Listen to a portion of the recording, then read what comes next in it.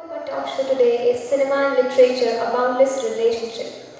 For today, our speakers will be Akhilendra Mishra, who is an actor, film critic Ajit Rai, embassy counselor Alfredo Caldera, editor Vani Prakashan, Aditi Maheshwari, corporate trainer Ashima Chaudhary, author Yash Karrav, and Anshu Harsh, who is also an author. I invite them all on stage.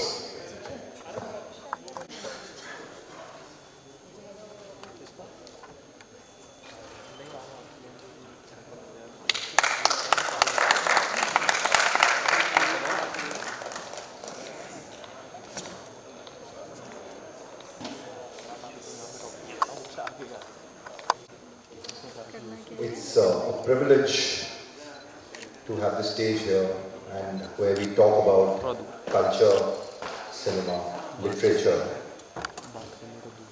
All of them go hand in hand.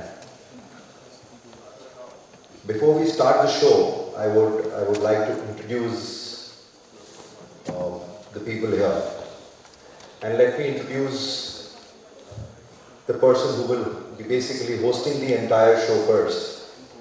A travel enthusiastic person who is a corporate trainer, a well-established corporate trainer, teaching management, a rally enthusiast, and a budding mosaic trainer, right? Mosaic artist. So let's give a round of applause for Ashima Chaudhary. Thank you so much. Well, what an absolute honor, to be sharing the stage with such industry stalwarts.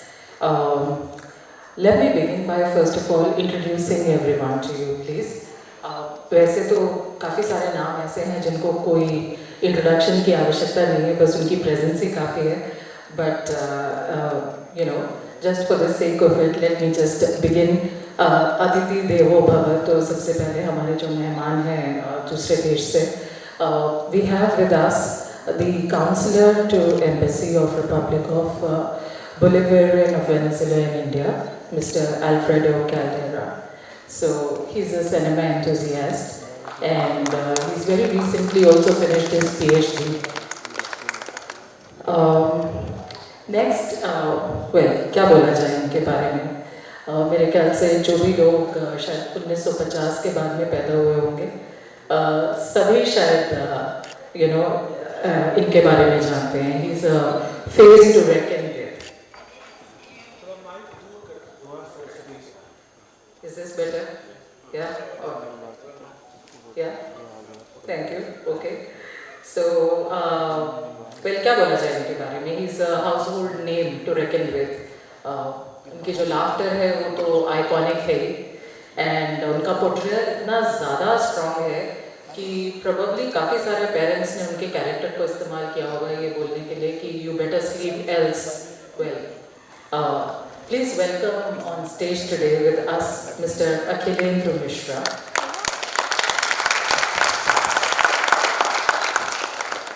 He is an Indian film and television character actor, best known for his role as Kroor Singh in a television show on Doordarshan in the 1990s called Chandrakanta. And बहुत सारे notable काम रहे हैं जिसमें उनका एक character था मिर्ची सेठ का, वो भी एक critically acclaimed movie में सरफरोश. इसके अलावा he's also played the part of character of Arjun in Academy Award nominated film Lagan, and of course he played the Demon King Ravana in 2008 television series Ramayana. So that's Mr. Akhilendra Mishra for you all, everyone. And next we have a very, very interesting personality with us. He is like one person जो कि ये बोलते हैं कि वो global cultural journey of cinema को track करते हैं. That is in your own words, sir, if I'm not mistaken. Yes? And वो ये कहते हैं कि जितने भी हिंदी सिनेमा और इंडियन कल्चर है वो unanimous है. And he is the one who's brought forward the global phenomenon phenomena that Bollywood is today, वो कैसे बना?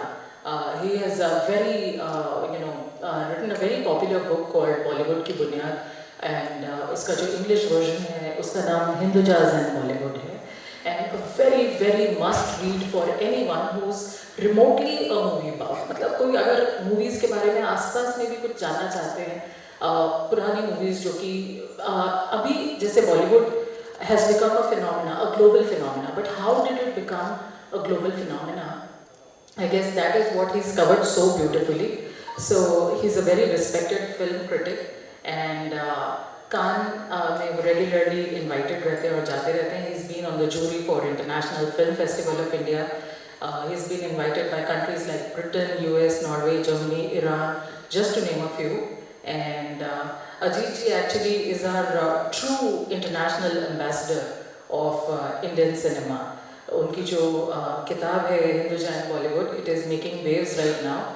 And well, please put your hands together for the very very famous Mr. Ajit Rai.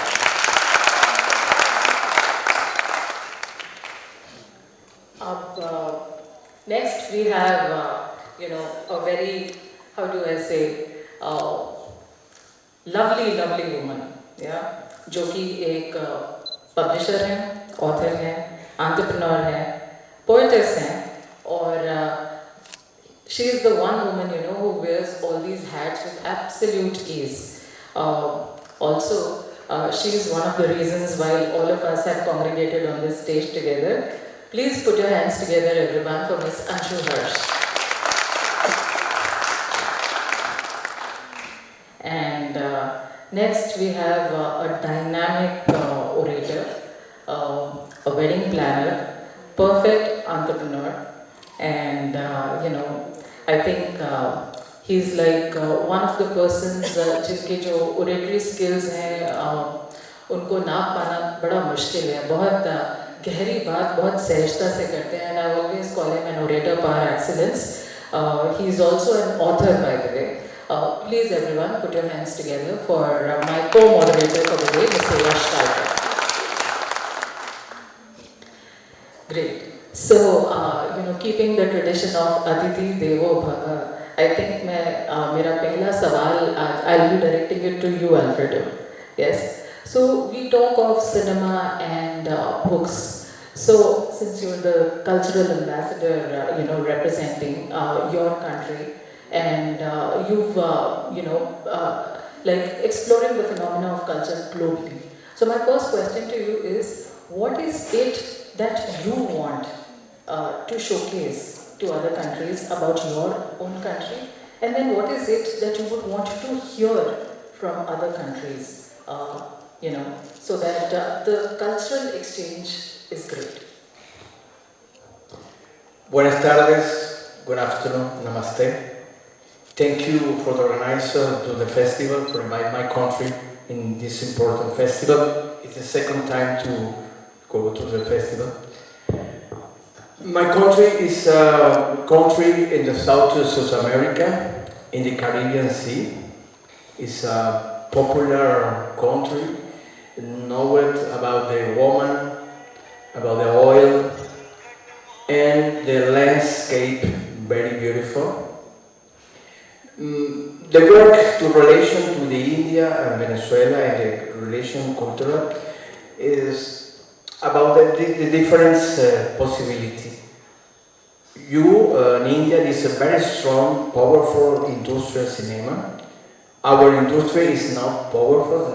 I make approximately 20 films per year.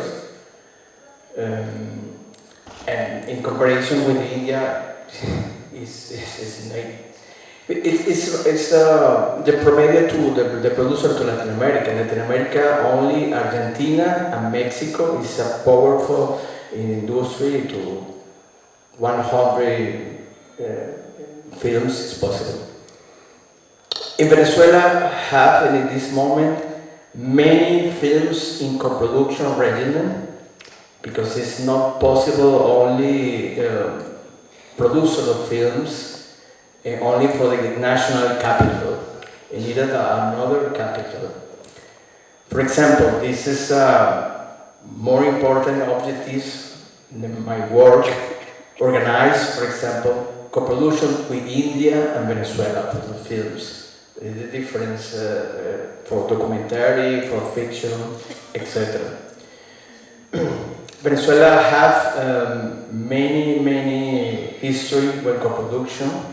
For example, in Iberoamérica have a fondos, the name is Programa Ibermedia. It's a very important fund to the Iberoamérica for make movies only in co-production really. And Venezuela have many movies in this fund. This is one objective. Another is India is a very rich cultural about their religion, about the histories, about the characters. In Venezuela, you have some Hindus. Is a Catholic, but have the religion, the country, the all ancient religion is an animist religion. The name is Maria Llosa religion. It's an animal religion. It's no Hinduism, but speak, for example, with the different parts to Hinduism in India.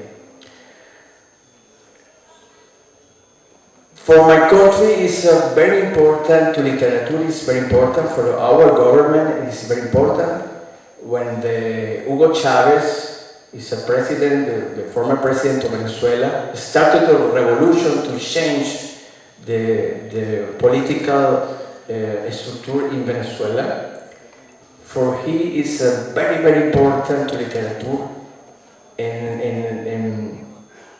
here work into my English is only for survivor.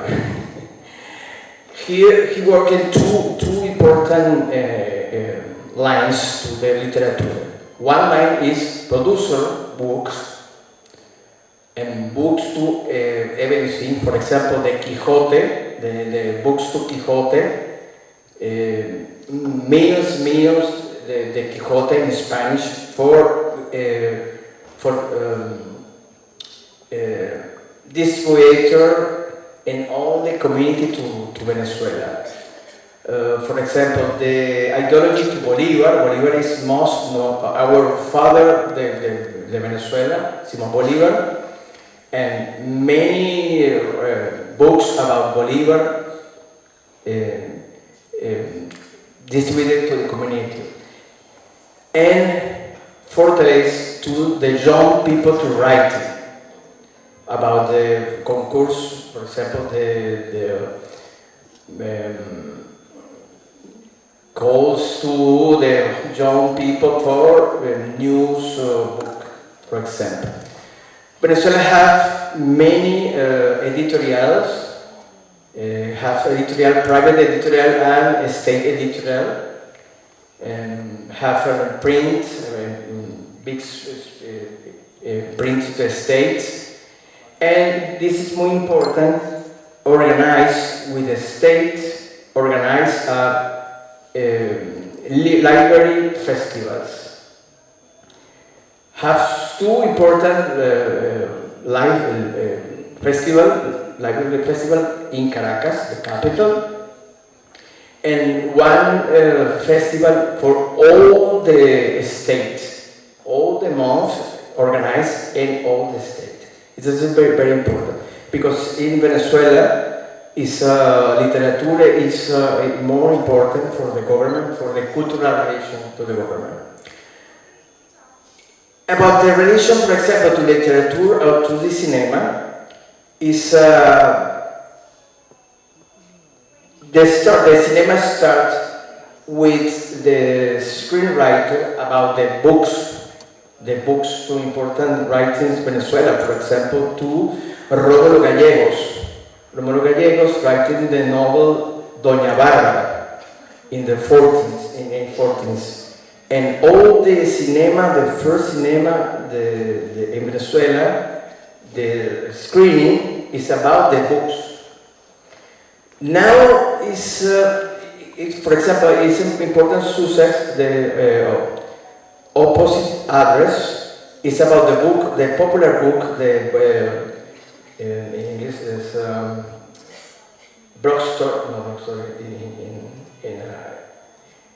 bestseller. It's a bestseller, and after write the screening for the movies. It's a very very. And finally, we are organized interviews, organize conversations, it's important organize meeting with Indians filmmakers, with the Venezuelan filmmakers about what is the movies, what is the vision to the movies, what is our movies is a very social movies. So and now, for example, half like comedies, but now normally all the cinema to Latin America is a social drama.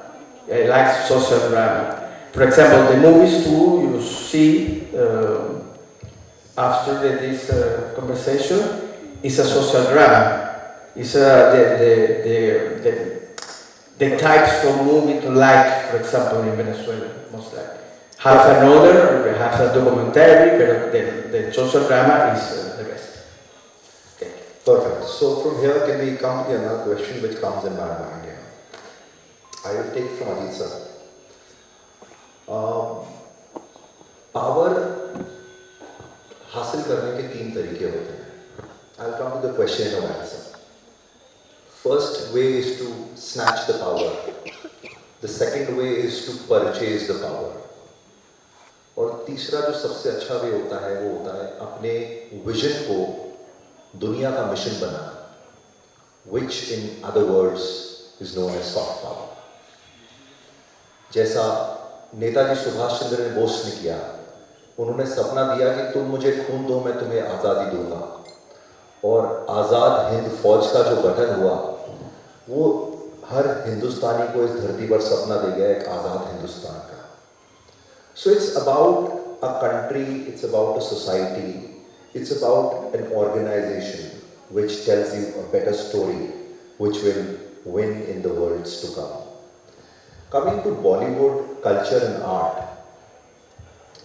sir, आप इस पे थोड़ा प्रकाश डालिए ना, that what all is happening good in terms of Bollywood culture and literature giving power to the world, and what all should more be done in this aspect. अब मेरे साथ Hindi cinema के सुविख्यात अभिनेता अखिलेंद्र मिश्र जी बैठे हुए हैं, जो आपाद मस्तक उसी बॉलीवुड में हैं, सिर से पैर तक. अब उनके सामने कुछ भी कहना सूरज को दिया दिखाना होगा. इतना अनुभव और इतना सब कुछ, और हम लोग मुंबई में सब इनसे सुनते रहते हैं. बहुत ओजस्वी वक्ता है और इनके पास कहानियों की भरमार है. अभी राम की प्रत्यंचा इन्होंने की थी वहाँ मुंबई में, और मैंने भी देखा कि राम कथा के वो सारे पहलू और ख़ासतौर से हनुमान के वो सारे पहलू हमें तो पता ही नहीं थे. ये पता नहीं कहाँ कहाँ से ढूंढ कर लाते हैं और वो करते हैं.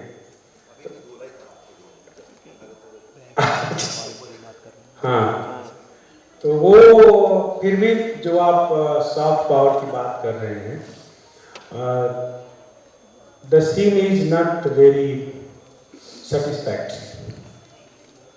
बॉलीवुड जो दुनिया है और मुंबईया सिनेमा है, वो एक तरह से न पाताल में है, न धरती पर है, न आसमान पर है. जैसे काशी जो है, काशी शंकर के त्रिशूल पर बसी हुई है, उसी तरह से बॉलीवुड और मुंबईया सिनेमा एक अलग ही प्लानिट है. तो उसका देश समाज इस सब चीज से कोई बहुत रिश्ता नहीं है, पावर से भी रिश्ता नहीं है, और दुनिया से भी कोई रिश्ता तो है ही नहीं. जो वहाँ कुछ सार्थक सिनेमा है या रहा है, उससे हमारे देश की जो इज्जत और पहचान दुनिया में सिनेमा के माध्यम से गई है, और जिसको हमने कई बार रूल भी किया है, वो मुंबई का हिंदी सिनेमा नहीं है, वो देश का सिनेमा है, जिसमें बंगाल के सब हैं, अडू गोपाला कृष्णा है मलयालम के, गिरीश कासरावली हैं कन्नड़ के, अभी नए जो नौजवान हैं गुरविंदर सिंह हैं पंजाब के, और जो हमारे नए नौजवान डॉक्यूमेंट्री बना रहे हैं, उनकी बड़ी पूछ बॉलीवुड का। तो इसकी वजह ये है कि अच्छा, दूसरा आपकी बात से मैं सहमत हूं कि यह दुनिया ज्ञान के ताकत से चलती है। वो ज्ञान की ताकत कहां से पैदा होती है? वो ताकत बड़े बड़े जो ज्ञान के केंद्र हैं, जैसे हार्वर्ड है, जैसे कैम्ब्रिज हैं, ऑक्सफोर्ड हैं, लंदन स्कूल ऑफ इकोनॉमिक्स हैं, वैसे ही दुनिया भर के और विश्वविद्यालय हैं। जैसे अभी एक फिल्म आई है ए बॉय फ्रॉम हेवन, वो फिल्म स्वीडन के एक मुस्लिम फिल्म मेकर ने बनाई है, तारिक सालेह ने। उसने इजिप्ट के अल अजहर यूनिवर्सिटी पर वो फिल्म है, जो बताती है कि सुन्नी इस्लाम की पूरी वर्ल्ड पॉलिटिक्स का थिंक टैंक अल अजहर यूनिवर्सिटी में है। पूरा मतलब उस तरह से हमारे यहाँ ज्ञान एक निजी मामला बन गया है ना। हम अपने घर में तपस्या करते हैं, ज्ञान प्राप्त कर लेते हैं, हो जाता है। तो दूसरा, वर्ल्ड लेवल पर हम बिल्कुल बिग जीरो है वर्ल्ड लेवल पर। चूंकि हमारी जनसंख्या 140 करोड़ है और उसमें हमारा सिनेमा कुछ 400-500 करोड़ का कारोबार कर लेता है और हम खुश हो जाते हैं। वो हमारा पॉपुलेशन है, हमारी जनसंख्या है जो हमारे सिनेमा को टिकाए हुए है। दूसरा, भारत एक अशिक्षित, निरक्षर और गरीब लोगों का मुल्क है, ठीक है। तो यहाँ पर जो इमोशनल मेलोड्रामा काम आता है, क्योंकि जो सपने और जो इच्छाएं हम वास्तविक जिंदगी में पूरी नहीं कर पाते, वो हमारा हिंदी सिनेमा हमारे सामने ले आता है। अब तो वो उसका रूप दूसरा हो गया, लेकिन जिस समय तक होता था, चाहे अमिताभ बच्चन या राजेश खन्ना या बाकी जो लोग थे, और पहली पीढ़ी को तो छोड़ दीजिए, राज कपूर और दिलीप कुमार और देवानंद वाली पीढ़ी, वो तो बहुत जेन्युइन और बहुत रियल जनरेशन थी उस तरह से। अब वो जो सपने हैं उसको हम सिनेमा के पर्दे पर देखकर खुश हो रहे, लेकिन वो कोई बहुत बड़ा पावर क्रिएट कर रहा है ऐसा नहीं है। जबकि ईरान में जो क्रांति हुई अभी औरतों की, उसके पीछे सिनेमा का हाथ है। सोवियत यूनियन का जो विघटन हुआ 89 में पेरिस्ट्रोइका ग्लास्ट, उसके पीछे हॉलीवुड का हाथ है। अमेरिका यदि वर्ल्ड पावर बना है तो उसमें बहुत बड़ा योगदान उसकी हॉलीवुड फिल्म इंडस्ट्री का है ना। लेकिन हमारे यहाँ सॉफ्ट पावर को न तो समाज से कोई बड़ा सपोर्ट मिला और न ही सरकार से कोई सपोर्ट मिला। वो एक नाचने गाने की चीज मान ली गई। उसकी वजह भी मैं बार बार कई मंचों से बोल चुका हूं कि उसकी वजह हिस्ट्री में महात्मा गांधी है। महात्मा गांधी ने जिंदगी में केवल एक फिल्म देखी थी, रामराज, 1940-41। आधी फिल्म के पहले ही पंचवटी का सीन आता है जिसमें सीता माता का डायलॉग है कि बड़ा बहुत मजा आ रहा है। अब महात्मा गांधी इस बर्दाश्त नहीं कर सके कि उनकी माता मजा भी ले सकती है, तो अब उनको वो उठे और चले। उसके बाद उन्होंने क्या किया, उन्होंने एक एडिटोरियल लिखा अपने मुखपत्र में और बयान दिया कि सिनेमा लोगों को भ्रष्ट, बेविचारी, शराबखोर और धोखेबाज बनाता है। महात्मा गांधी का लिखा हुआ है। अब उस समय भारतीय समाज में महात्मा गांधी की इतना प्रभाव था उनका कि गांव गांव तक, जन जन तक हमारे माँ बाप ने इसको मान लिया, सिनेमा को बुरा है। हम लोग भी सिनेमा देखने जाते थे तो आते थे तो पिटाई होती थी और हमारे घरों में ये धारणा थी कि सिनेमा बच्चों को बिगाड़ देगा। इसके जिम्मेदार महात्मा गांधी हैं। नेहरू नहीं है। नेहरू जब प्राइम मिनिस्टर थे, उन्होंने चेतन आनंद की हकीकत को फंडिंग करवाई और इतनी बड़ी फिल्म बनवाई, सब कुछ किया। बाद में ख्वाजा अहमद अब्बास ने महात्मा गांधी को 3 चिट्ठियां लिखी जिसमें कहा कि बापू, यदि हवाई जहाज का एक्सीडेंट हो जाए तो क्या हम हवाई जहाज पर चढ़ना छोड़ देंगे? तो जब हम चौथी कक्षा में पढ़ते थे ना, विज्ञान वरदान या अभिशाप, ये तो दोनों है ना, लेकिन उस तरह से नहीं है। आप देखिए कि हमारे सबसे बड़े अभिनेता अमिताभ बच्चन को दुनिया में कोई नहीं जानता है। हमारे कुछ जो पंजाबी आप्रवासी लोग जो ताली बजाते हैं लंदन में और अमेरिका में, उनको छोड़कर, यानी कि ये दुनिया 8 अरब लोगों की दुनिया है ना, जिसमें 200 से ज्यादा देश हैं। तो उसमें देखिए कि आपका सिनेमा कहां है। आज चीन में रोज एक सिनेमा हॉल बन रहा है। जो इस्लाम सिनेमा को बुरा मानता था, वो तस्वीरों को बुरा मानता था, वहां जहां मक्का मदीना जहां से इस्लाम की शुरुआत हुई, वहां के क्राउन प्रिंस मोहम्मद बिन सलमान ने रेड सी इंटरनेशनल फिल्म फेस्टिवल लॉन्च किया। उसको लगा कि सऊदी अरब से सिनेमा शुरू हो। अभी 3 साल पहले सिनेमा हॉल बने। क्यों? क्योंकि उसको ये लगा कि ईरान ने सिनेमा की डिप्लोमेसी के कारण इतनी बड़ी ऊंचाई हासिल कर ली है, तो हम भी करेंगे। प्लस हम पूछते हैं, हम ओलंपिक में जाते हैं ना, तो ओलंपिक में कहते हैं कि हमारा देश इतने मेडल क्यों नहीं जीतता। हम बहुत नीचे ओलंपिक में, अमेरिका, चीन, रूस, ये सब के मुकाबले। उसकी वजह है, उसी तरह हम सिनेमा के बारे में कि हमारा सिनेमा वर्ल्ड लेवल पर क्यों नहीं बिजनेस करता उतना। हॉलीवुड की 2 फिल्में साल में जितना बिजनेस करती हैं, 5 से 6 हजार करोड़ रुपए का, 2 फिल्में कर लेती हैं, उसमें आपका पूरा बॉलीवुड समाज आता है। सारे खान, सारे बच्चन, सारे कुमार, सब उसी 5,000 में खत्म है। तो हम कितने छोटे हैं। और वर्ल्ड इकोनॉमी में 0.5% शेयर है हमारा।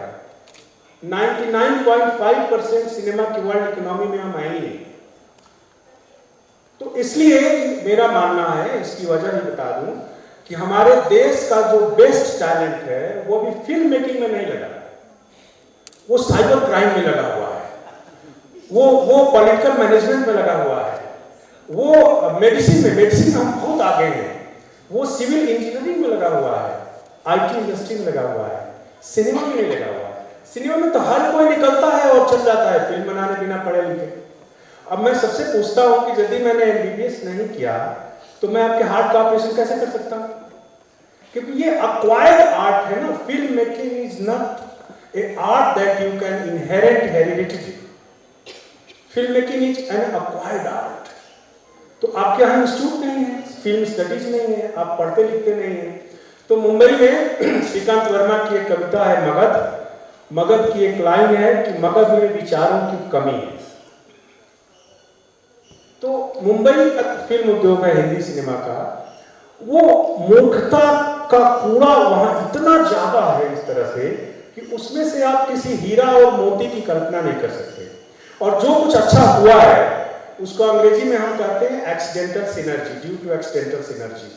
दुर्घटनावश कुछ लोगों ने अच्छी फिल्में बना दी। जैसे क्या सिर्फ मुगले आजम, दूसरा नाम नहीं ले सकते। महबूब खान मदर इंडिया, दूसरा नाम नहीं ले सकते। कुंदन शाह जाने भी दो यार, दूसरा नाम आप नहीं ले सकते। उसी तरह रामपाल वर्मा सत्या, दूसरा नाम नहीं ले सकते उनकी फिल्म का। तो वो एक्सीडेंटली बन गई फिल्म। कुछ लोग अपवाद हैं उसके, ऋषिकेश मुखर्जी और बाकी और लोग, विमल रॉय और ये सब लोग पुरानी पीढ़ी के कुछ लोग। तो वहां से कैसे आप पावर कैसे जनरेट करेंगे? आप देखिए, और तो ग्लोबली आपको हासिल करना है ना। अभी देखिए ऑस्कर अवार्ड में जो सबसे बड़ी फिल्म है इस साल की 2023 की, संयोग से कान में और बहुत जल्द से उसकी ओपनिंग प्रीमियर देखने का मौका मिल जाता है, killers of the flower moon, Martin Scorsese, 84 years के। आज पूरी दुनिया मार्टिन स्कॉर्सेसे के पांव छूती है। हमारे अनुराग कश्यप ने भी कहा है उनके पांव छू। 84 killers of the flower moon, जिसमें वो बताते हैं कि अमेरिका जो इतना बड़ा राष्ट्र बना है वो रेड इंडियंस को मार काट कर बना। 80 हत्याएं की गई थी तेल के कुओं के जो मालिक थे, लूट कर बना। ऑस्ट्रेलिया के जो फिल्मकार हैं, आइए अदिति महेश्वरी जी का हम स्वागत करते हैं। वाणी प्रकाशन की निर्देशिका है ये, और वाणी प्रकाशन मेरा भी पब्लिकेशन हाउस है। तो अदिति महेश्वरी आ गई। उस तरह से वो, और ये सब किताब पर फिल्में हैं। इस समय दुनिया में 90% जो अच्छी फिल्में बन रही हैं वो किताबों पर फिल्में बन रही हैं। और ये शुरुआत वहाँ से नहीं, 60s में याद कीजिए, रशियन राइटर था बोरिस पास्टरनाक, जिसका नोबेल था डॉक्टर जीवागो, और रूस और अमेरिका में कोल्ड वार था और उसको नोबेल प्राइज लेने जाने नहीं दिया गया, रूस ने मना कर दिया था। बाद में करीब करीब 30 साल बाद उसका बेटा गया था नोबेल प्राइज लेने, 30 साल पहले का नोबेल प्राइज बोरिस पास्टरनाक को डॉक्टर जीवागो को मिला था। उस पर डेविड लिन की फिल्म में देखिए आंखें खुल जाती हैं कि कैसे पॉलिटिक्स ऑफ पावर वर्क करती है। उसी तरह से इस समय जितनी बड़ी फिल्में बन रही हैं वो किताबों पर बन रही हैं, वो साहित्य हो या डायरी हो या जर्नलिस्टिक आख्यान हो, किताबों पर बन रही है। अब फ्रांस, जर्मनी, जापान, चीन, जितने बड़े बड़े प्लेयर्स हैं, रूस, अमेरिका, यहाँ तक कि लैटिन अमेरिकन देशों में आप जाइए तो अर्जेंटीना और पेरू, चिली, इस तरह के देश, यहाँ तक कि पाकिस्तान भी उस तरह की फिल्में इस समय हमसे बेहतर बना रहा है जो औरतों को लेकर है। जैसे अभी वक्री थी एक, और दूसरा इन फ्लेम्स, और दूसरा ये जॉयलैंड को लास्ट ईयर अवार्ड मिला था, वहाँ LGBT इशू पर वो थी, जिसको इमरान खान की सरकार ने बैन कर दिया था पाकिस्तान में, जो फिल्म ऑस्कर के लिए पाकिस्तान को रिप्रेजेंट कर रही थी, उसको बैन कर दिया। तो आज की डेट में तो बहुत मुश्किल हो गया है ना कि आज हमारी भावना इतनी जल्दी हाथ हो जाएगी। आप कोई ढंग की फिल्म हिंदुस्तान में बनाकर दिखा दीजिए, उसके बाद आप पर इतने केस मुकदमे और वो सब हो जाएंगे कि आप उन्हीं में उलझ कर रख जाएंगे। बॉलीवुड की क्या हैसियत क्यों केस मुकदमा लड़े? वो लोग तो बेचारे जैसे तैसे अपना रोजगार चला रहे हैं, जैसे तैसे काम कर रहे हैं। वहाँ हजारों लाखों लाख लोगों को रोजगार मिला हुआ है, वो दैनिक मजदूर की तरह काम करते हैं, तो वो कहाँ से केस मुकदमा लड़ेंगे? तो किसी भी हमारे समाज ने और सरकार ने सिनेमा को कभी एक बड़ी ताकत के रूप में इस्तेमाल नहीं किया, और हमारे देश का कोई फिल्म मेकर इस समय ऐसा नहीं है जिसकी दुनिया में कोई वक़्त हो और कोई औकात और हैसियत हो। जैसे मैं ईरान का फिल्म मेकर है असगद फरहादी, उसने ट्रंप का विरोध करते हुए ऑस्कर लेने गया नहीं वहां लॉस एंजल्स, उसकी फिल्म द सेल्समैन को ऑस्कर मिली थी, और उसी समय लंदन के ट्रफल्गर स्क्वायर्स पर लाखों लोग उसका वीडियो देख रहे थे कि मैं क्यों नहीं गया, क्योंकि ट्रंप ने 6 देशों को पर वीजा की पाबंदी लगाई थी। उसका से है, पेरिस ने उसको गोद ले लिया है, पेरिस में रहता है अभी। हमारे दूसरा जो वर्ल्ड इकोनॉमी का जो पैसा है, जैसे अरब देशों का पैसा है, एक पैसा हमारे यहाँ नहीं पहुंचता। अमेरिका का पैसा है, एक पैसा। सत्यजीत रे की फिल्म पाथेर पंचाली को दुनिया में सिनेमा को जो आर्ट के रूप में मान्यता देने वाली संस्था है उसको कहते हैं MoMA New York, museum of modern art New York. उसने पाथेर पंचाली को $10,000 दिया था। मेरा दूसरा क्वेश्चन यही था आपसे, मैं वापस आता उसके ऊपर, पर आप बोलिए, मैं सुनना चाहूँगा। नहीं, तो वो जो $10,000 देकर प्रीमियर राइट खरीदा था, उसके बाद अमेरिका का 1 रुपया हमारे यहाँ नहीं लगा किसी के लिए। तो हम तो पैसा भी नहीं ले पा रहे हैं ना दूसरे देशों से, इतना बड़ा मार्केट। जो हिंदुजा वाली किताब में मैंने लिखा था कि हमारी संगम ईरान में 3 साल बॉक्स ऑफिस पर हाउसफुल चली, कितना रेवेन्यू आया होगा। संगम इजिप्ट में साल भर बॉक्स ऑफिस पर चली। लेबनान में संगम ने उसको गॉडफादर को, कपोला के गॉडफादर को टक्कर दी बॉक्स ऑफिस पर। उसके बाद थाईलैंड, ग्रीस, इजराइल, कहाँ कहाँ हमारी फिल्में बिजनेस करती थी। तो हमारा जो कमर्शियल सिनेमा है उसका इंटरनेशनल बिजनेस इस समय देखेंगे तो 0.12% होगा, क्योंकि आपको एक तो दंगल का बिजनेस दिखाई देता है कि वो चीन में इतना कमाया, लेकिन 2000 फिल्में ने तो कुछ नहीं किया ना। 3 इडियट्स तक हुआ, लेकिन हम कर सकते हैं क्योंकि हमने अपने सिनेमा को एक ऐसे भ्रष्ट लुटेरे सिस्टम में डाल दिया है जिसमें शुरू में ही लूट तय हो जाती है वहां पर मुंबई में कि 500 करोड़ का प्रोजेक्ट है सर, तो उसमें इसको चला जाए। Sorry to bother, this is my question in the next round to you, तो मैं आपसे फिर से पूछूंगा, please don't mind sir. You were saying the other question. So there is one very interesting question that I have for you. आप इतने बड़े like cinema बफ हैं एंड आपने जो किताब लिखी, इसकी जगह आपने डॉक्यूमेंट्री क्यों नहीं बनाई? मतलब जैसे आपको ऐसा क्यों लगा कि लाइक हमको ये लिखना चाहिए और इसका डॉक्यूमेंट्री भी बनना चाहिए? किसकी किताब आपकी जो किताब है, मेरी किताब को डॉक्यूमेंट्री। जी, मतलब आपने चॉइस हाँ। किताब लिखने की हाँ। उसकी बजाय, क्योंकि आप खुद इतने बड़े बाप हैं, मूवी गोअर हैं, हाँ। आप इतना ज़्यादा एनालिसिस करते हैं, तो आपने खुद क्यों नहीं सोचा कि आप डॉक्यूमेंट्री बनाएं या मूवी बनाएं इस बारे में? नहीं, पहले डॉक्यूमेंट्री भी बनाने के लिए आपको एक राइटिंग चाहिए। बिना स्क्रिप्ट के डॉक्यूमेंट्री नहीं बन सकती। तो किताब जब एक बार आ गई है तो उस पर फ्रांस के एक फिल्म मेकर हैं, एक इंग्लैंड के हैं, कुछ हिंदुस्तान के भी लोगों ने संपर्क किया है कि डॉक्यूमेंट्री बनेगी। लेकिन उससे पहले मैं गोपीचंद हिंदुजा की बायोपिक में इंटरेस्टेड था। तब तक मुझे ये अनिल अग्रवाल मिल गए, ये वेदांता के चेयरमैन, तो उनकी जिंदगी मुझे लगी कि सिनेमा के लायक ज़्यादा अच्छी है। क्योंकि सिनेमा ना केवल सफ़ेद पक्ष पर नहीं बन सकता। देखिए, जब तक सफ़ेद में कोई काला धब्बा नहीं होगा तब तक वो पेंटिंग नहीं पूरी होती। तो अनिल अग्रवाल का जीवन ब्लैक एंड व्हाइट दोनों है। हिंदुजा के पास ब्लैक जीवन की जानकारी हमारे पास नहीं है। लेकिन डॉक्यूमेंट्री में हिंदुस्तान इस समय डॉक्यूमेंट्री में वर्ल्ड में टॉप रैंकिंग में। आपको 2-3 उदाहरण मैं बताता हूं। एक दिल्ली का नौजवान राहुल जैन नाम था। Rahul Jain made a documentary about pollution of Delhi. The name of the documentary is invisible Demons. This documentary screened in Sundance Film Festival in United States. And I love to say that Sundance is the institution who promoted thousands of world-class filmmakers in the world. और Sundance से ही सारा ये Paulo सोरेंटिनो से लेकर और a lot of filmmakers promoted by Sundance Film Festival. वो नौजवानों को प्रमोट करता है वहाँ। उसके बाद कैन फिल्म फेस्टिवल के ऑफिशियल सिलेक्शन में डॉक्यूमेंट्री गई, इनविजिबल डेमन्स। मैं दिल्ली में 30 साल से हूँ। मैंने दिल्ली की इतनी भयानक छवियां पहली बार डॉक्यूमेंट्री में देखी। क्या ये मेरी दिल्ली है? जिस तरह से उसने किया था। बर्लिन ने उससे कहा कि प्लीज कम टू मी, और बर्लिन ने उसको रेजिडेंट परमिट दिया। आज राहुल जैन को पैसे की कमी नहीं है डॉक्यूमेंट्री बनाने में, और बर्लिन में रहता है। मिला था इजिप्ट में फिल्म फेस्टिवल में। दूसरा है सौनक सेन, उसको भी सनडांस ने प्रमोट किया।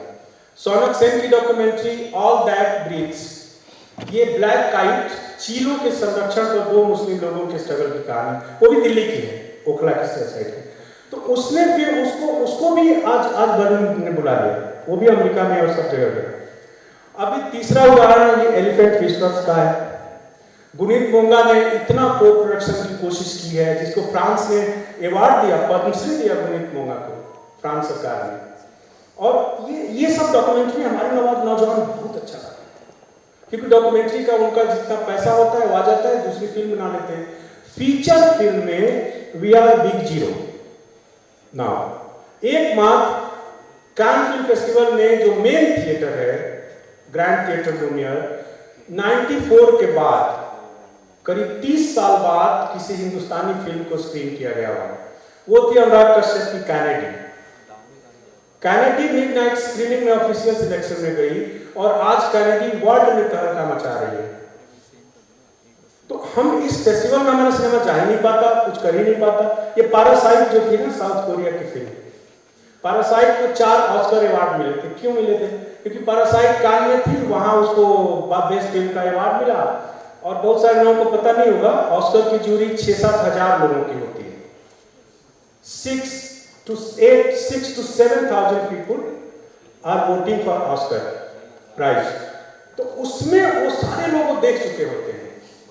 और हमारा हाल ये है कि 1973 में MS सत्थू की फिल्म गरम हवा ऑस्कर में फाइनल लिस्ट में सिलेक्ट हुई थी, और सत्थू के पास टिकट के पैसे नहीं थे कि वो पेरिस से लॉस एंजलिस जा सके।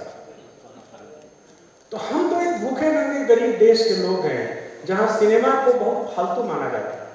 हमने उसकी ताकत को ही नहीं समझा कि कितनी बड़ी ताकत है। गांधी पर भी बायोपिक बनाने के लिए रिचर्ड एटनबरो को आना पड़ता है हिंदुस्तान में। हम एक ढंग का बायोपिक नहीं बना सकते। आप देख लीजिए माया अटल का क्या हास्य हुआ, या मोदी जी पर इतना सुंदर बन सकती थी फिल्म, और मोदी जी पर जो बायोपिक बना, देखिए 2 दिन नहीं चल पाए। हम बना ही नहीं सकते। चलिए बिल्कुल। इनफैक्ट मेरा नेक्स्ट क्वेश्चन अखिलेंद्र जी के लिए ही है। तो सर आपने जब इतना फेम आपने हासिल किया, आपके जो दोनों मेजर रोल्स जो थे उस टाइम पे 90s में, वो दोनों बेस्ड थे बुक्स के ऊपर, तो क्या आपको पहले होमवर्क करना रहता था? Did you have to read everything? Ajit ji पूरी दुनिया घुमा दिए। चलिए मैं वापस आप लोगों को भारत में लेके आता हूँ। मतलब केवल भारत से होना चाहिए। क्या हमारी फिल्में ऐसी बन रही हैं जो भारतीय समाज पर प्रभाव डाले? जो फिल्में बन रही हैं उसका प्रभाव क्या है समाज पे, ये सोचना पड़ेगा। दुनिया की बात करने से काम नहीं चलेगा, मेरा ये मानना है।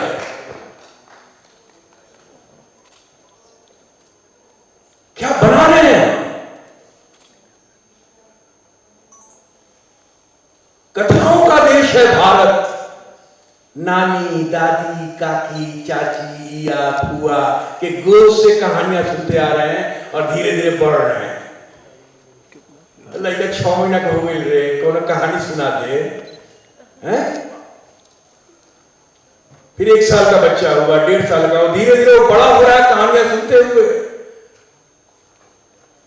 कभी राजा महाराजाओं की कहानी सुन रहा है, कभी सतकेसी रानी की सुन रहा है, कभी खसी और सियार की कहानी सुन रहा है। कहानियां सुनते हुए बड़े हुए हैं। कथाओं का देश है, अनंत कहानियां हैं और सिनेमा में ही कथानक गायब है। सिनेमा में ही गायब है, कहानी है ही नहीं। ये वो माध्यम है जहां सिनेमा और दर्शक के बीच केवल कथा वस्तु, विषय वस्तु होना चाहिए बस, और कुछ नहीं होना चाहिए, ड्राम कुछ नहीं। अधिकांश फिल्म मेकर्स को इस समय फिल्म बनाना है, पश्चिम की तरफ देख रहे हैं और वहां से लाके कॉपी पेस्ट। वहां का हीरो क्लीन शेव है तो हीरो क्लीन शेव हुआ करते थे, उसके बाद रगड़े होने लगे, अब पूरा दाढ़ी रखते हैं। अपनी संस्कृति से मतलब ही नहीं है, अपने परंपराओं से मतलब ही नहीं है। देशभक्ति की बात होती है, क्या है देशभक्ति? अपनी संस्कृति को जानना, यही है देशभक्ति और कुछ नहीं। अपनी संस्कृति, अपनी मिट्टी, अपनी परंपराओं से जुड़ना, यही है देशभक्ति।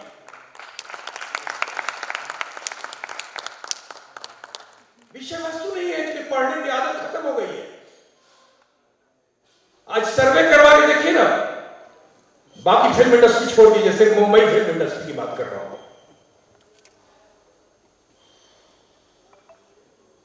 सर्वे करवाइए कितने प्रतिशत फिल्म मेकर्स हैं या लेखक हैं जो फिल्में लिख रहे हैं वो साहित्य पढ़ते हैं।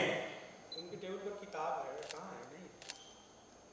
किस प्रकाशन से किताबें मंगवाते हैं? पहले लेखक होते थे, उनके यहां पूरा लाइब्रेरी होता था और दिन रात पढ़ते रहते थे।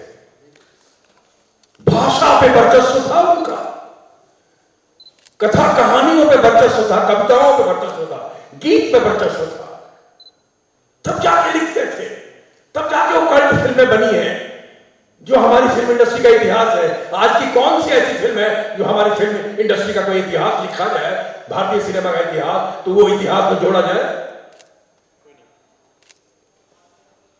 खून खराबा, भयानक, देख नहीं सकते। 400 रुपए का टिकट कटा के थिएटर में गए, आप देख नहीं सकते।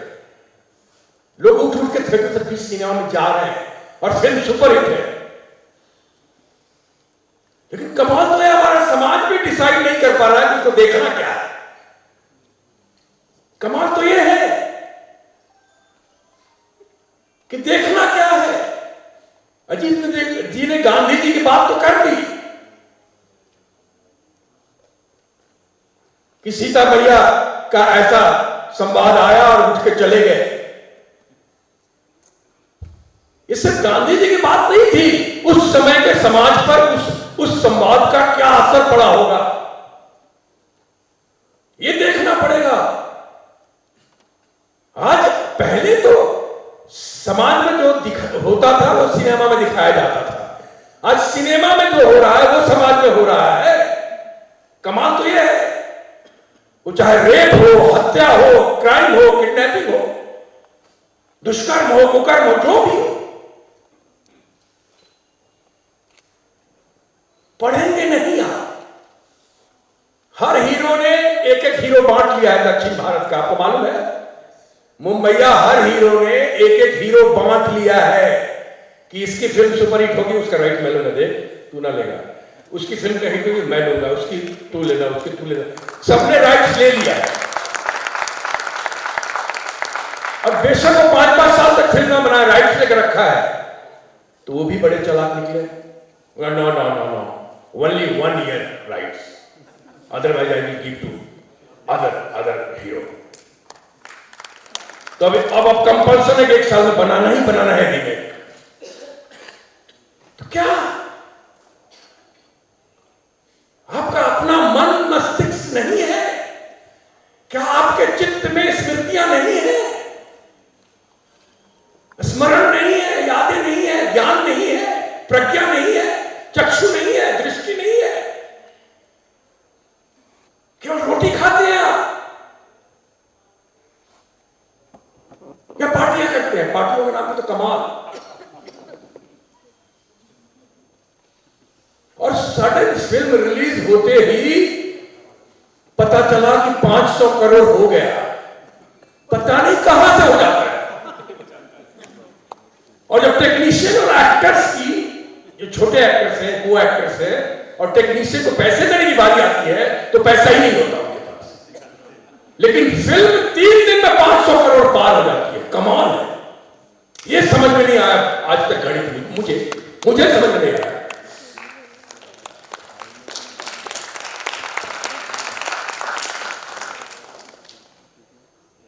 सिर्फ, और कमाल हमारे एक्टरों का भी है, पैसे के लिए कुछ भी कर देंगे। कोई तंबाकू बेच रहा है, कोई गुटखा बेच रहा है, मिला है पद्मश्री।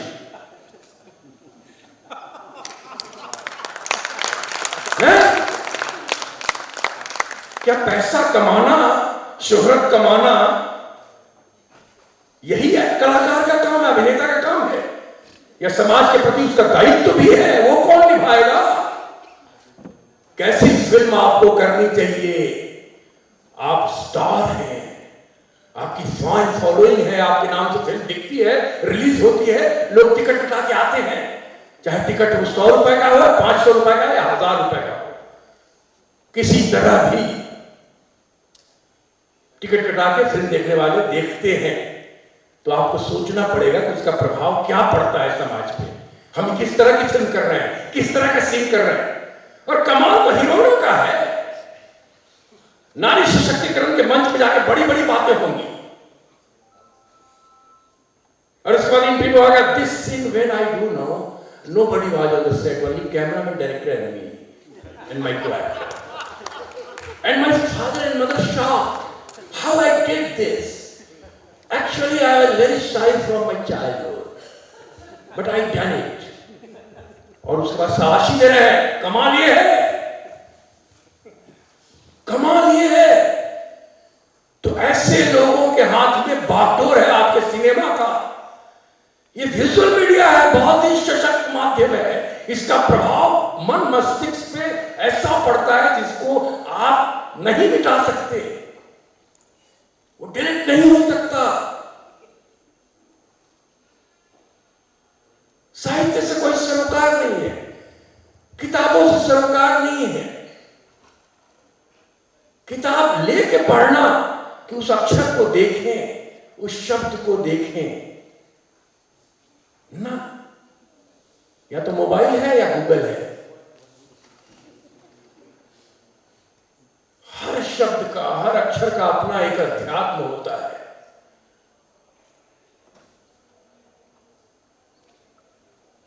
ये अव्यक्त रूप में व्यक्त है, पूरी सृष्टि का कारक है। लीजिए फिल्मों में भी कुछ भी बुलवा रहे हैं, गाली गलौज, अश्लीलता की पराकाष्ठा चाहिए ही चाहिए। और कुछ ने तो ये समझ लिया है कि अश्लीलता और गाली गलौज की क्रिएटिविटी है, लोग आजकल बहुत पसंद कर रहा है। अरे भूखे को आप चटनी रोटी दो, नमक रोटी दो, सूखी रोटी दो, वो भी खा लेगा, पंतोबा दो या ना दो, रसमलाई दो या ना दो, अब जो परोसोगे वही खाएगा। आप परोस क्या रहे हो, ये जिम्मेदारी समझनी पड़ेगी। बहुत बढ़िया सर, सुपर।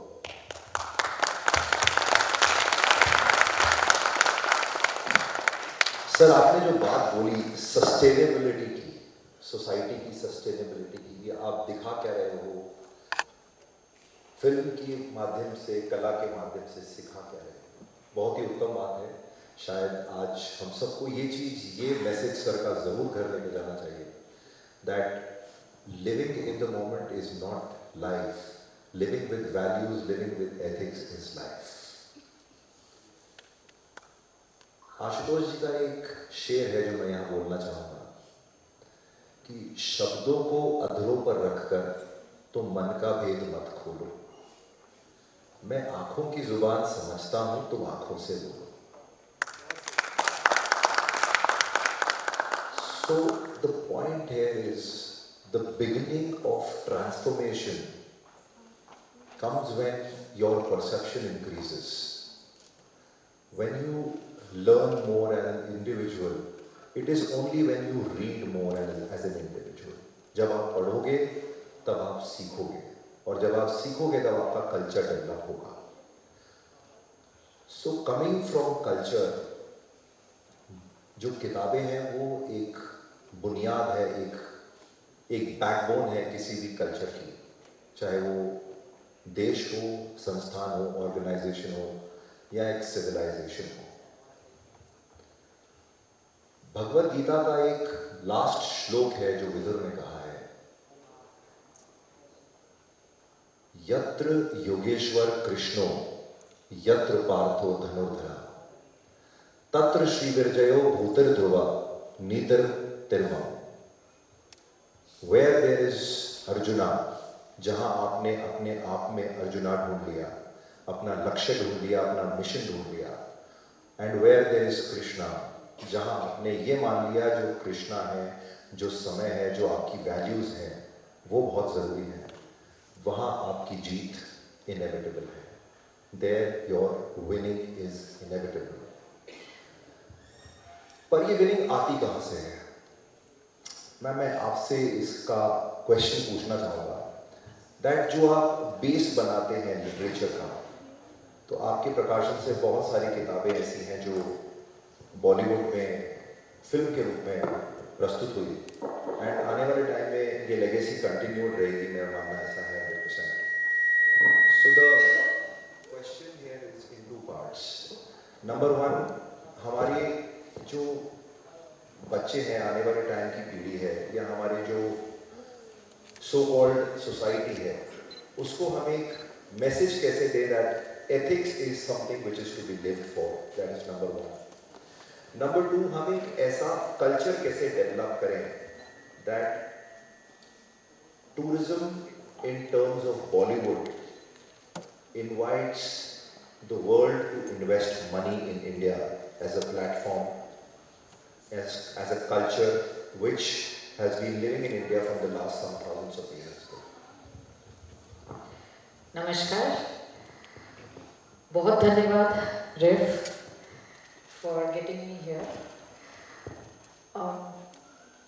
दो सवाल हैं, लेकिन भूमिका उन दोनों जवाबों की कहीं ना कहीं एक ही है कि पुस्तकों से जो यात्रा शुरू होती है वो कहीं ना कहीं समाज को समृद्ध करती हुई चलती है। मुझे याद है, क्योंकि हम बॉलीवुड की बात कर रहे हैं, बम्बई की बात कर रहे हैं, साहित्य की भी बात कर रहे हैं, तो इन तीनों तिराहों के बीच में जो एक व्यक्ति हमेशा से रहा और कालजयी है, वो थे श्री धर्मवीर भारती। मुझे याद है जब मैं बहुत छोटी थी, अपने पिताजी के साथ भारती जी के घर पे जाती थी, तो वहाँ वो पिताजी और भारती जी और पुष्पा जी तो किताबों की बात करते थे, मैं उनके घर में नया जाल लगा था बैल्कनी में, तो मैं उनके नवासे के साथ उस जाल पे लटका करती थी। लेकिन जब थोड़ी बहुत बड़ी हुई तो फिर वहाँ उनकी लाइब्रेरी देखने को मिली, और उस लाइब्रेरी में ऐसे ऐसे नगीने देखने को मिले जो मुझे लगता है कि अनमोल रत्न है, पूरी दुनिया से इकट्ठी की हुई उनकी किताबें। और पुष्पा जी ने आज भी उन्हें ऐसा सहेज रखा है, और धर्मयुग के पूरे एडिशंस आज भी उन्होंने ऐसे सहेज रखे हैं और नेशनल आर्काइव्स को डोनेट भी किए हैं। इतना पढ़ने वाला व्यक्ति, सिनेमा को समझने वाला व्यक्ति, थिएटर को समझने वाला व्यक्ति, संगीत को समझने वाला व्यक्ति, और इस बीच में इन सभी माध्यमों में साहित्य को पिरोने वाला व्यक्ति, जब ये बात कहे कि पूरा जीवन बम्बई में निकालने के बाद ये सोचे कि प्रयागराज ही बेहतर था, तो हमें सोचने पे मजबूर होना पड़ता है कि ऐसा क्या है कि कहीं ना कहीं ये दुनिया, जैसे कि अखिलेश जी ने अभी कहा कि ये दुनिया कहीं ना कहीं अपने स्तर से, अपनी जड़ से उखड़ती जा रही है, जो सिनेमा की दुनिया है। और यही कारण है कि अजीत जी, जो मेरे हिसाब से आज के समय में देश के में लिविंग लेजेंड ऑफ सिनेमा मैं कहूँ, इंसाइक्लोपीडिया कहूँ, क्या ना कहूँ, उन्होंने जो कहा कि डॉक्यूमेंट्री फिल्म मेकिंग में if we have a world class output, commercial cinema में कहानी शून्य है। सही बात है, जिया हुआ जीवन कमर्शियल सिनेमा में बचा ही नहीं। एक बार ही पास अभी आती है और उससे पहले एनिमल आती है, let's bring the elephant into the room. और जिस तरीके के फिल्म फेयर पुरस्कार बांटे जाते हैं, let's bring another elephant into the room, let's make this room a zoo, come on. सो मुझे ऐसा लगता है कि जो ऑडियंस ठसाठस थिएटर भर के वो फिल्में देख रही थी, जो रिकॉर्ड 12वीं पास को मिलने चाहिए थे, या उस समय एक और अच्छी फिल्म आई थी एनिमल के समकक्षी थी, मैं भूल रही हूँ उसका नाम, लेकिन सैम बहादुर। मुझे बिल्कुल याद है कि मेघना जी ने किस तरह से एक एक मेडल पर, एक एक बंदूक पर, एक एक फ्रेम पर कितनी मेहनत की थी, कितनी परमिशन ली थी, और कितने ऑफिशियल से उनको रिटन रिकॉर्ड हासिल करना पड़ा था वो उस फिल्म का एक एक सीन, एक एक पटकथा का एक एक अध्याय बनाने के लिए। और मैंने दोनों ही फिल्में सिनेमा हॉल में देखी। जब सैम बहादुर दूसरे हफ्ते में आधे भरी हुई थी और एनिमल चौथे हफ्ते में भी ठसाठस भरी हुई थी, तो मुझे बिल्कुल क्लियर हो गया अपने दिमाग में कि आखिर किताबें इतनी कम बिकती क्यों हैं। क्योंकि ये जनता जो एनिमल के लिए इस प्रकार से तालियां मारती है और इतने लंबे सीन, वायलेंट सीन में खड़े होके सीटियां बजाती है, वो सैम बहादुर की बारीकी को क्यों नहीं समझ पा रही है। समाज के तौर पर, एक कलेक्टिव कॉन्शियसनेस के तौर पर कहीं कुछ समस्या है, और उस समस्या को एड्रेस करने की ज़रूरत है। क्योंकि हमारा जो भविष्य है, जो बच्चे नहीं कहूँगी because child is the young adult, वो बहुत क्रिएटिव है दिमाग से और बहुत असेसफुल है उसके लिए सारी चीज़ें। तो ये राजनीति किस प्रकार से चल रही है, इतना पैसा कहाँ इनफ्लो हो रहा है और कैसे बाहर निकल रहा है, मेरे ख्याल से उसी के 2 दिन बाद मैं एक लिटरेचर फेस्टिवल में गई थी और मैंने कहा जितना एनिमल का अभी चौथे हफ्ते का कलेक्शन है, अगर वो उसका 10% भी पब्लिशिंग में आ जाए तो कितनी अच्छी किताबें बन जाए। लेकिन ये सब सपनों की बातें हैं। तो कुल मिला के बात ये है कि पढ़ना बहुत ज़रूरी है, पढ़ना एक सभ्य समाज के लिए बहुत ज़रूरी है, और इसका कोई भी विकल्प नहीं है, किसी के पास नहीं है। शॉर्टकट चलिए मैं कहती हूँ कि किताबों के समरीज भी यूट्यूब पे मुफ्त में अवेलेबल हैं, आप वही सुन लीजिए।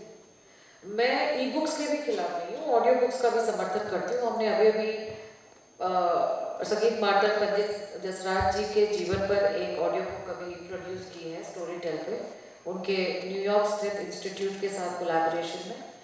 और मुझे लगता है किसी भी माध्यम से अच्छी किताब आपके पास पहुँचे, लेकिन पहुँचे।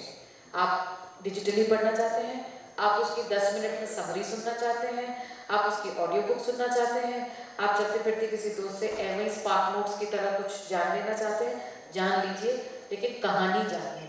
कहानियाँ हमें बेहतर इंसान बनाती हैं। बहुत ही बढ़िया है, super. Fantastic, what a lovely response, you know.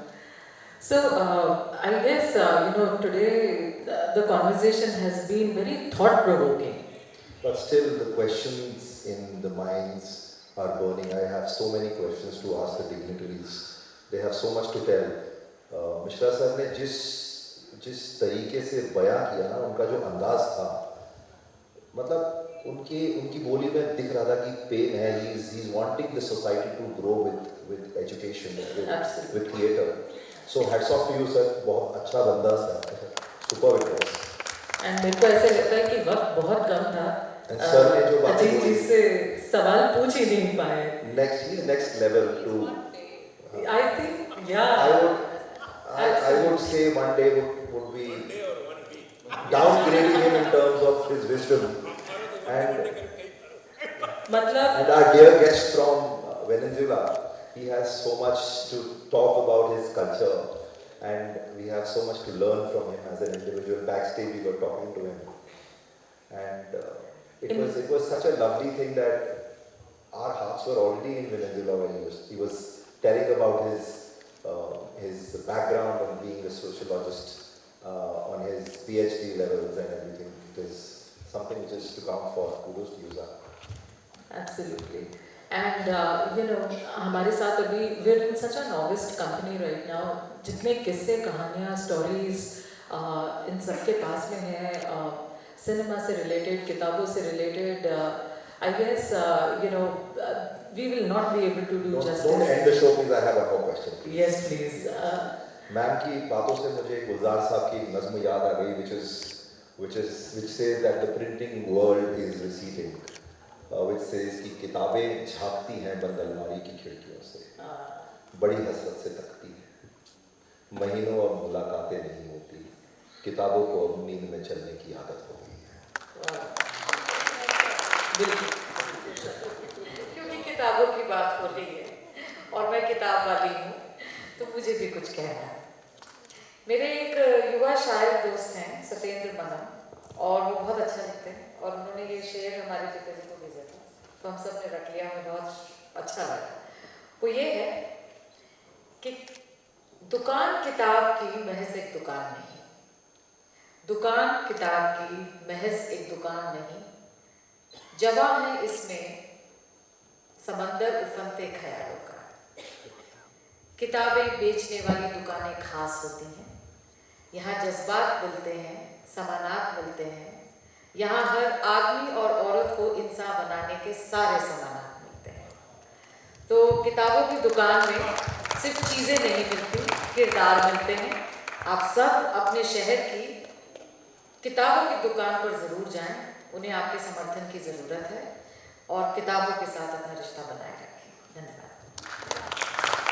So with this, I have one more last question to a very dignified and an author with a great integrity here. Anshu ma'am, मेरे को आपसे एक सवाल पूछना है। You have been a very a different and a very versatile author. आपने अलग-अलग subjects के ऊपर किताबें लिखी हैं. So when you talk about your books, when you write them, how do you feel and what do you feel that what kind of message through the platform of culture and Bollywood these books should give to the youth of India who actually need to learn कि आज की तारीख में, जैसा Mishra sir ने कहा, बात empathy की है, बात एटिकेट्स की है, बात ये समझने की है कि आपके लिए और एक कर्मयोगी बनने के लिए समाज के लिए अच्छा है। जब किताबों की और सिनेमा की और साहित्य की बात करती हूँ, आपने जैसा बताया कि अलग अलग विधाओं पे मैंने लिखी हैं किताबें, और तो मुझे ऐसा लगता है, अभी डिस्कशन भी इसी तरह का चला कि बॉलीवुड में ये ऐसा अच्छा नहीं है, सब कुछ पार हो रहा है, भाषा हमारी एक अलग लेवल पे जा रही है, हम सब कुछ समझ नहीं पा रहे हैं। तो मेरा जो थॉट प्रोसेस है या मेरी जो फिलॉसफी इस फील्ड में काम करने की है कि हम अपने हिस्से का काम करते चलें। उस गिलहरी की तरह जो श्री राम जी के समय में सेतु बनाने के लिए उनकी कण, छोटे छोटे कण को लेकर और सेतु बनाने के लिए पहुंच गई थी, उसे नहीं पता था कि उसका कितना योगदान उसमें रहेगा, कितना वो पुल बना पाएगी, लेकिन अपने हिस्से का काम उसने किया। तो जब हम इतने लोग इस स्टेज पे बैठे हैं, इतने लोग यहाँ ऑडी में बैठे हैं, हम अपने हिस्से का काम करते चले तो सिनेमा, साहित्य, समाज, हमारा आर्ट, हमारी कल्चर अपने आप समृद्धि पाएंगे, और निश्चित तौर पे पाएंगे, इसमें कोई दो राय नहीं है। तो आप सभी का आभार भी व्यक्त करती चलूँ यहाँ से, क्योंकि आखिरी सवाल था और समय की अपनी सीमाएं हैं। ये तो विचार जो चर्चा चली है, ये तो आप सही कह रहे हैं कि एक दिन या एक महीना या एक साल भी अगर हम लोगों को इस तरह बिठा दिया जाए तो हम खाते पीते रहेंगे और ये चर्चा चलती रहेगी। तो thank you so much to everyone. Over to you Yash. So, thank you ladies and gentlemen. It was a great session. बहुत मजा आया and बहुत कुछ सीखने को मिला आप सबसे. You are very dignified people and my heartfelt gratitude for all of you. Signing off, this is Yash Kalra, with me my co-host Ashima ji. Thank you so much, and I'd just like to end with these lines that cinema will always need words to express, and literature will always need physical space, or at least a reference of it. So, let us all endeavor that, the similarity of books and movies, which is stories, they remain, and they they are kept being told and retold over and over again. Thank you so much. To India again, Jai Hind, Jai Bharat. सच है, विपत्ति जब आती है तब कायर को बहलाती है. सूरमा नहीं विचलित होते, एक पल नहीं धीरज खोते, हर पल में नया जहां बनाते हैं, एक नया संसार बनाते हैं.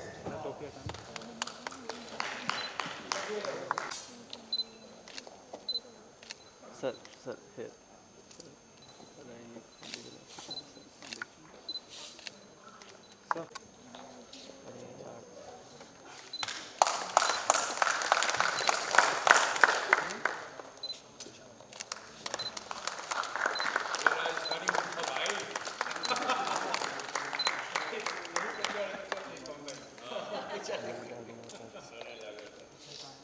अभी वो बेटा फिर क्या रेवटी लगी है.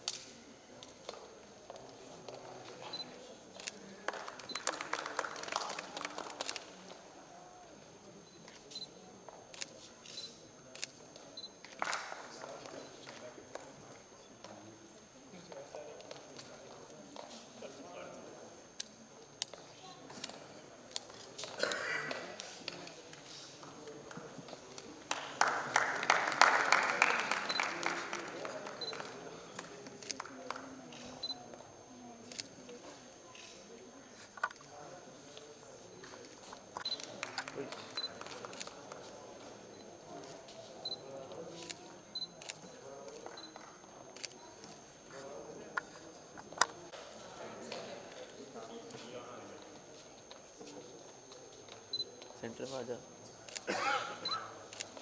सेंटर में सचिन.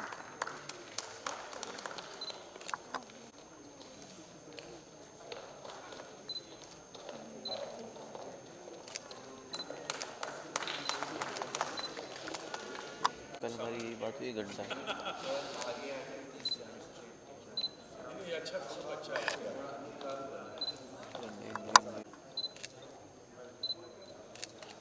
कर दें ओके.